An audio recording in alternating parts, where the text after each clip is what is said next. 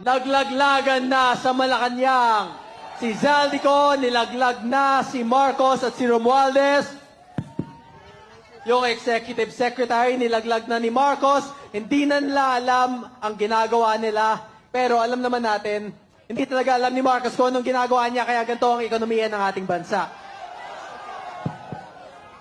Lahat tayo sumuporta noon. Lahat tayo binigyan natin siya ng pagkakataon na baguhin ang ginawa ng pamilya niya, ang legacy ng ama niya, ang Marcos legacy. Pero sinayang niya lang. Yung Duterte family, binigyan siya ng pagkakataon, sinuportahan siya, binigyan siya ng tiwala, at pinakulong lang niya ang dating presidente na ginawa siyang president. He imprisoned the man who trusted him and the man who gave him the faith in leading the country. So dati ang sigaw natin, BBM. Ngayon ang sigaw natin, Marcos resign! Marcos resign!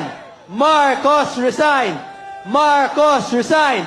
Kasi wala nang kinabukasan ang ating bansa sa pamamalakad ni President Bongbong Marcos. Mag-resign ka na. Ang dami mo nang ninakaw sa amin. Ang dami nyo nang ninakaw. Ang dami nang namatay. Nagpa-party-party ka lang.